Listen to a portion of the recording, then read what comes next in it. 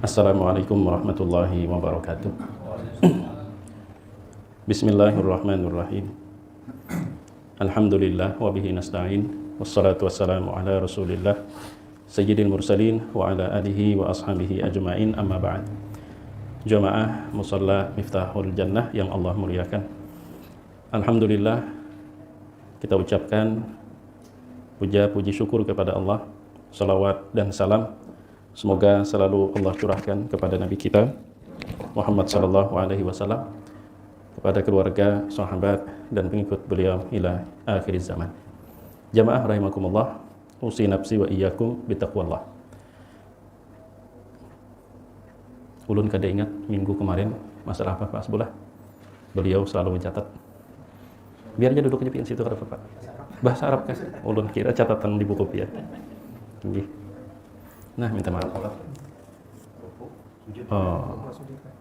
Babul qiraah wa ruku'. Nggih, siap. Ya.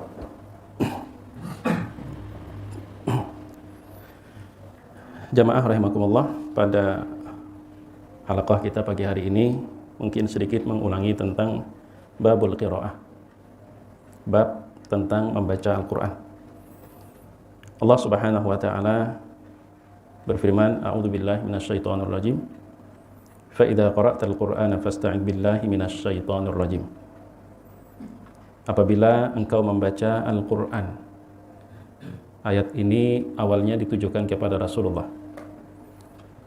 Lalu kemudian berlaku untuk umatnya. Fasta'id billahi minasyaitonirrajim. Maka mohonlah perlindungan kepada Allah dari syaitan yang terkutuk. Surah An-Nahl ayat 98. Kemudian Allah juga berfirman, wa idza quri'al Qur'anu fastami'u lahu wa ansitu la'allakum turhamun. Dan apabila dibacakan Al-Qur'an, maka fastami'u lahu, dengarkanlah. Istami'u, mendengarkan di sini bukan sekedar mendengar, tapi usaha untuk lebih mendengar. Kemudian ada kalimah lahu, ditujukan pendengaran itu fokus kepada Al-Qur'an. Wa ansitu, dan simak dengan baik. La'allakum turhamun, agar kamu dirahmati Allah Subhanahu wa taala. Kemudian firman Allah surah Al-A'raf ayat 185, fabi ayyi haditsin ba'dahu yu'minun. Ini closing ya. Setelah kita coba untuk memaparkan apa yang terisyarat dari dua kalam Allah, dua firman Allah. Yang pertama, fa idza qara'tal Qur'ana fasta'id billahi minasyaitonir rajim. Kemudian yang kedua, wa idza quri'al Qur'an fastami'u lah. Closingnya, fabi ayyi haditsin ba'dahu yu'minun. Jamaah yang dimuliakan Allah Subhanahu wa taala, di dalam buku ini Imam Al-Ghazali memang berbicara masih hubungannya dengan sholat. Dan pembicaraan ini kita bawa sampai ke luar sholat. Bahwa salah satu adab zahir, orang membaca Al-Qur'an sebelumnya mengucapkan a'udzubillahi minasyaitonirrajim, dan itu berdasarkan perintah Allah yang awalnya ditujukan kepada Nabi kita Muhammad sallallahu alaihi wasallam. Sebagian ulama menjelaskan hikmah kenapa kita ucapkan a'udzubillah. Hikmah yang dijelaskan oleh sebagian ulama bahwa Al-Qur'an adalah kalam Allah. Al-Qur'an adalah kalam yang suci. Al-Qur'an adalah perkataan yang suci. Sementara lidah kita ini yang akan kita gunakan melafalkan kalam yang suci, lidah yang ibaratnya itu halte atau terminal, yang mana kalimah-kalimah buruk pun juga kadang terucap. Kalimat-kalimat dusta, fitnah, gosip, memaki orang, memarahi orang, itu juga mampir di lidah kita. Karenanya lidah kita menjadi kotor. Sebagaimana firman Allah Subhanahu wa taala, wal kalimut thayyibu yakhruju nabatuhu bi idzni rabbih walladzi khabutha la yakhruju illa nakida. Kalimah-kalimah yang baik yang terlafalkan di lidah seseorang itu bersumber dari hati yang baik. Dan kalimah-kalimah yang buruk yang terlafalkan di lidah seseorang pun juga menunjukkan isi kepala dan kalbunya juga busuk. Maka ketika lidah kita ini terkotori oleh ucapan-ucapan yang ulun sebutkan, dusta, fitnah, memandir orang, memfitnah orang, memaki orang, menghina orang, maka lidah kita menjadi kotor. Lalu kemudian lidah ini kita akan gunakan melafalkan kalam yang suci. Maka setidaknya lidah itu harus kita bersihkan terlebih dahulu agar tidak menodai kesucian kalam Allah. Karena itu Allah perintahkan, fa idza qara'tal Qur'an fasta'id billah minasyaitonir rajim. Kalau engkau membaca Al-Qur'an, maka ucapkanlah a'udzubillah sebagai salah satu pembersih lidah kita yang terkotori oleh perkataan-perkataan yang tidak layak. Terlebih wala talbisul haqqa bil batil. Kita menghindari tercampurnya, sehingga dikhawatirkan sesuatu yang suci ternodai oleh lidah kita yang masih belum kita bersihkan. Itulah pertama salah satu hikmah ya, adab zahir kita membaca Al-Quran.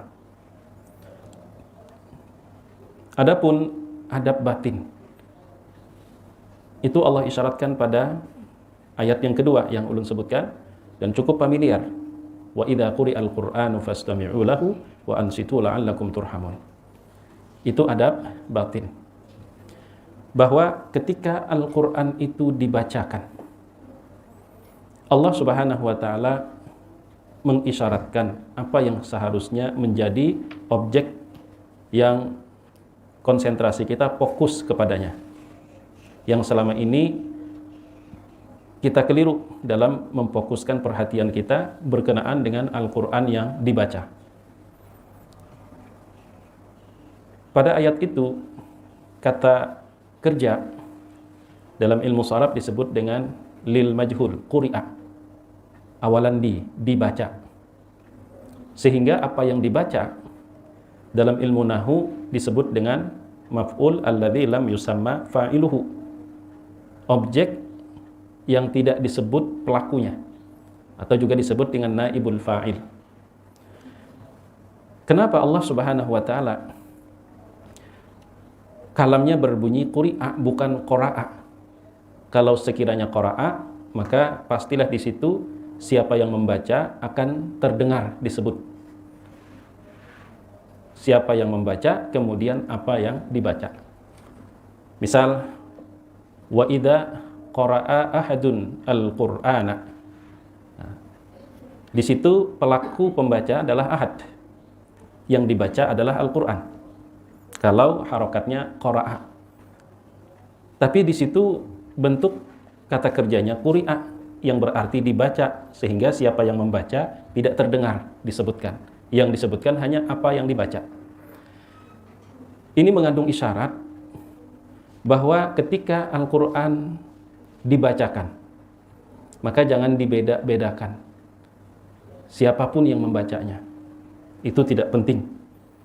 Karena itu Allah tidak menyinggung siapa yang membaca. Yang hanya disebut Allah apa yang dibaca. Jadi ketika Al-Quran dibacakan, maka pikiran kita, konsentrasi kita, imannya kita tidaklah fokusnya kepada siapa yang membaca, tapi fokus 100% kepada apa yang dibaca.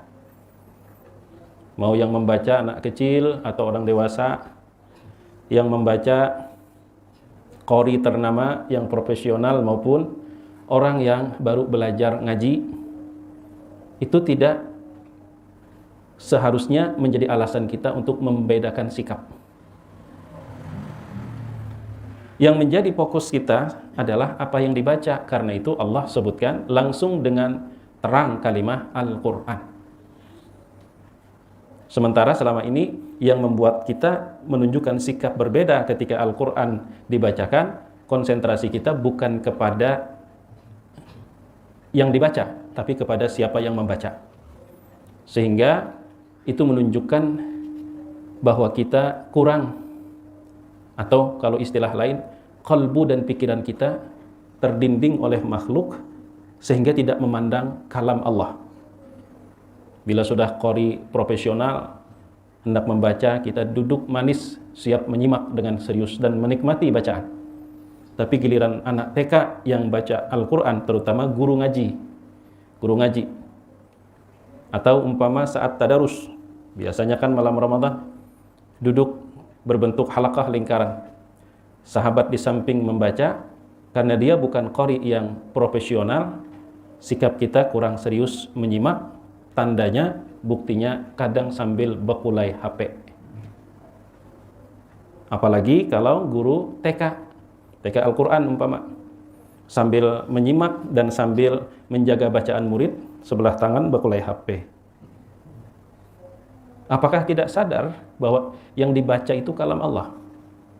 Bukan perkataan anak kecil, bukan kalam anak kecil, tapi itu kalam Allah. Yang saat kita sibuk dengan handphone, kalam Allah dibaca, Allah sedang memperhatikan kita.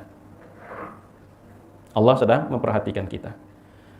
Jadi penyebab kenapa orang itu berbeda respon ketika Al-Quran dibaca, bila orang dewasa, bila qori ternama, dia serius menyimak, tapi kalau anak TK atau orang yang baru belajar mengaji, dia kurang serius menyimak. Karena kalbunya, pikirannya, hatinya tidak tertuju kepada apa yang dibaca, tapi memperhatikan siapa yang membaca. Padahal Allah menyebutkan, wa idza quri'al Qur'an, apabila dibacakan Al-Quran, Allah tidak merincikan siapa saja yang membaca, karena memang kita tidak seharusnya mempersoalkan siapa yang membaca. Ketika Al-Quran itu adalah kalam Allah, maka melalui lidah siapapun kalam itu terdengar, maka kalam itulah yang menjadi perhatian kita, bukan lidah yang membaca. Karena itu Rasul sallallahu alaihi wasallam ketika meminta Abdullah bin Mas'ud untuk membaca kalam Allah, dan Abdullah bin Mas'ud berkata, "Kaifa aqra'u 'alaikal Qur'an wa qad unzila 'alaik?" Bagaimana aku, ya Rasulullah, pantaskah aku membaca Al-Qur'an di hadapan orang yang Allah pilih sebagai penerima Al-Qur'an? Maka Rasul berkata, "Uhibbu an asma'ahu min ghairi." Aku pengen mendengar Al-Qur'an itu dari orang lain. Dari orang lain. Dan itu merupakan pengamalan terhadap wa idza quri'al Qur'an. Apabila dibacakan Al-Qur'an maka dengar. Artinya Al-Qur'an itu tidak hanya kita yang membaca, tapi juga ada saatnya orang membaca, kita menyimak. Bahkan selevel Nabi. Nah, maka Abdullah bin Mas'ud pun memilih salah satu surah, yaitu surah An-Nisa. Dibaca dari ayat pertama sampai ayat 41, baru terdengar Rasul berucap hasbak ya Abdullah. Artinya dari awal surah An-Nisa ayat pertama, kedua, ketiga, Rasul betul-betul menyimak. Rasul betul-betul mendengar dengan baik. Manusia terbaik, sementara kita Rasul bukan, Nabi bukan. Dosa banyak. Kalam Allah kita abaikan. Pada saat ayat 41, fa kaifa idza ji'na min kulli ummatin bi syahidin wa ji'na bika 'ala haula'i syahida. Rasul berucap hasbak ya Abdullah. Cukup Abdullah. Kulirik kata Abdullah, Rasulullah meneteskan air mata. Begitu dalam penghayatan terhadap kalam Allah. Bagaimana apabila kami datangkan di setiap umat itu seorang saksi, dan engkau wahai Muhammad akan kami hadirkan menjadi saksi untuk seluruh umat manusia yang pernah hidup di dunia. Tidak lagi lidah Abdullah yang terfikir oleh Nabi, tidak lagi suara Abdullah, tidak lagi kalam Abdullah, tapi yang ada dalam benak, dalam pikiran, dalam kalbu dan dalam iman beliau, itu adalah kalam Allah yang ditujukan secara langsung kepada beliau. Itulah yang membuat terasa berat kalam itu sehingga membuat Rasul meneteskan air mata. Padahal Abdullah bin Mas'ud adalah seorang sahabat. Saya kira hidup zaman sekarang, berdiri di depan kita, membelakangi kita, kita mungkin menduganya anak kecil. Karena Abdullah bin Mas'ud ketika berdiri tegak, tingginya sama dengan orang dewasa yang duduk. Itu tubuh Abdullah bin Mas'ud. Tapi ketika membaca Al-Quran di depan Rasul, Nabi Shallallahu Alaihi Wasallam menyimak dengan khidmat, menyimak dengan serius, karena beliau tidak lagi melihat dan memandang Abdullah bin Mas'ud, tapi yang keluar dari lidah Abdullah bin Mas'ud adalah kalam Allah yang maha suci. Terlebih ayat 41 secara khusus ditujukan kepada beliau. Jamaah yang dimuliakan Allah Subhanahu wa taala. Artinya, ketika Al-Qur'an itu dibaca, memang kita dan tidak semua kita mampu berbahasa Arab. Tapi setidaknya kita mampu menumbuhkan iman bahwa yang dibaca itu kalam Allah. Bahwa yang kita dengar itu kalam Allah, bukan kalam manusia. Makanya dalam surah Al-A'raf ayat 185, "Fabi ayyi haditsin ba'dahu yu'minun." Kalau terhadap kalam Allah saja kamu tidak serius, kalam yang mana lagi yang bisa kamu imani? Fabi ayyi haditsin ba'dahu yu'minun. Maka dengan kalam mana lagi sesudah Al-Quran itu yang mereka imani? Kalau kalam Allah saja disambut dengan sikap tidak serius, kalau kalam Allah saja sepertinya diabaikan, lalu kalam siapa lagi? Itu makna dari fabi ayyi haditsin ba'dahu yu'minun. Nah, jamaah yang dimuliakan Allah Subhanahu wa taala, pagi ini mungkin ulun tidak lama karena koneksinya masih belum full. Jadi datang ke sini masih ada ngantuk-ngantuk dikit ya. Karena kebetulan tadi malam agak sedikit terganggu tidurnya. Jadi menjelang jam 3 baru tertidur. Setengah 4 bangun, jadi kurang lebih cuma setengah jam. Makanya tadi ulun suruh Pak Sebulahkah jadi imam judun. Rasa peguyang-guyang berdiri gitu nah. Jamaah yang dimuliakan Allah, kalau tadi tentang adab zahir dan adab batin. Adab zahirnya, a'udzubillah minasyaitonirrajim, sebelum membaca, niat kita, lidah nang mungkin sebelumnya telah terkotori oleh kalimah-kalimah kotor. Kemudian akan kita gunakan untuk melafalkan kalam yang suci, maka niatnya membersihkan lidah kita agar lidah yang kotor tidak mengotori kalam yang suci. Itu adab zahirnya. Adapun adab batinnya, siapapun yang membaca Al-Quran, baik kita sendiri yang membacanya atau orang lain yang membaca, maka selalu tanamkan kesadaran minimal kita meyakini yang dibaca itu adalah kalam Allah, bukan kalam sembarang kalam. Itu adalah firman Allah. Dan saat didengarkan atau saat telinga kita mendengar, yakinkan dalam hati dan pikiran kita Allah sedang memperhatikan kita yang di telinga kita terdengar kalamnya. Apakah kita memuliakan dengan menyimak, dengan memperhatikan, karena itu memang kalam Allah yang kita imani, atau ternyata kita menjadikannya tidak berbeda dengan kalam-kalam yang lainnya. Jadi minimal sekali kita tanamkan kesadaran bahwa yang kita dengar itu bukan kalam biasa, itu adalah kalam Allah. Sekalipun yang membaca anak kecil. Karena Allah tidak bicarakan siapa yang membaca, yang Allah sebut apa yang dibaca. Wa idza quri'al Qur'an. Nah, kemudian terakhir kita sejenak berilustrasi untuk menarik satu kesimpulan. Semoga dengannya kita terdorong untuk semakin rajin membaca Al-Qur'an. Ilustrasinya begini, sekiranya kita tinggal di salah satu kawasan. Rumah kita adalah rumah yang paling buruk. Rumah kita adalah rumah yang paling kecil di kawasan tersebut. Tiba-tiba kawasan itu akan dikunjungi oleh orang besar. Dan kunjungan itu memerlukan tempat singgah. Biasanya nang dipilih rumah nang paling bagus untuk menjamu atau tempat singgah istirahat. Biasanya seperti itu. Kita yang memiliki rumah tersebut akan berpikir, jangankan terpilih rumah kita, singgah satu matdegen mungkin tidak masuk daftar.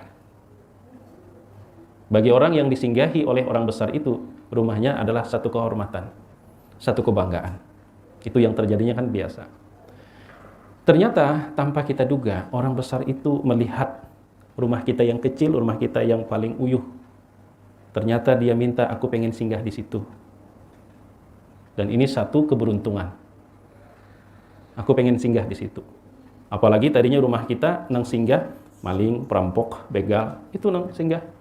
Ternyata ada orang besar yang menunjuk rumah kita untuk tempatnya singgah. Pasti itu satu kebanggaan buat kita. Nikmat yang luar biasa. Nah, dari ilustrasi itu, orang besar itu adalah kalam Allah. Rumah yang kecil itu lidah kita. Maka berbahagialah orang yang tergerak hatinya untuk membaca Al-Quran.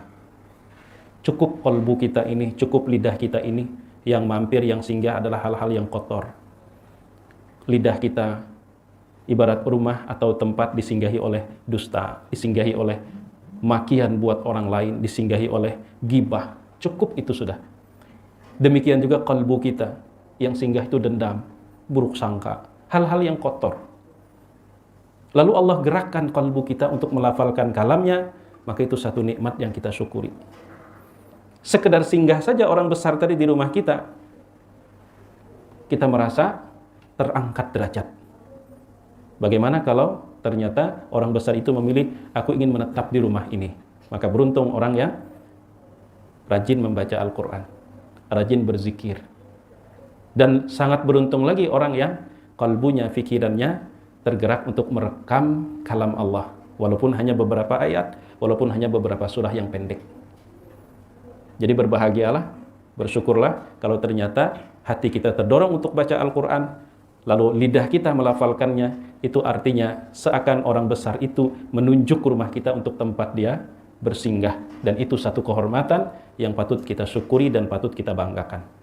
Semoga kita di bulan Ramadan, kita mulai dan berlanjut, walaupun Ramadan sudah berlalu, kita selalu dan sering membaca dan melafalkan kalam Allah. Namun tadi hubungannya dengan adab. Kita sadar bahwa rumah kita itu tadinya disinggahi oleh orang-orang yang tidak baik. Maka setidaknya ketika ada orang yang baik, ada orang besar, ingin mampir, minimal bersihkan. Dan cara kita membersihkannya adalah dengan mengucapkan a'udzubillahi minasyaitonirrajim. Jadi semoga kita semakin rajin dan merasa satu kebanggaan ketika lidah kita mampu melafalkan kalam-kalam Allah, melafalkan kalam-kalam yang suci. Karena tadi udah cukuplah hati kita, lidah kita ini tempat lalu lalang hal yang buruk. Sekarang kita jadikan tempat singgah hal-hal yang baik, terlebih itu adalah kalam Allah Subhanahu wa taala. Apalagi kalau kita mengutip ceramah salah seorang ustadz kondang, Ramadan itu menjadi mulia karena diturunkan Al-Qur'an. Jibril menjadi berbeda dengan para malaikat yang lain karena ditugaskan menyampaikan Al-Qur'an. Bayangkan. Lailatul Qadar, Ramadan itu udah istimewa. Di dalam Ramadan ada Lailatul Qadar. Lailatul Qadar menjadi istimewa karena disitulah lebih tepatnya diturunkan Al-Quran. Al-Quran ketika mampir di sesuatu apapun, maka tempat mampirnya akan menjadi terhormat, menjadi mulia. Maka sekali lagi, berbahagia, bersyukur, bergembiralah orang yang Allah ringankan kalbunya sehingga lidahnya melafalkan kalam-kalam Allah. Ini yang dapat ulun sampaikan. Umpama ada salah dan khilaf, mohon maaf sebesar-besarnya. Terima kasih atas waktu dan kesempatan. Selamat menjalankan ibadah di bulan suci Ramadan. Dan sekali lagi, mudah-mudahan kita termasuk orang-orang ahlul Quran. Kalaupun kita belum mampu untuk menghafal, setidaknya kita menumbuhkan rasa cinta untuk selalu sering membaca kalam Allah. Sekali lagi, ampun maaf jika ada salah hilaf. Hadanallahu wa iyyakum ajmain. Subhanakallahumma wa bihamdika asyhadu an la ilaha illa anta astaghfiruka wa atubu ilaik. Wassalamualaikum warahmatullahi wabarakatuh.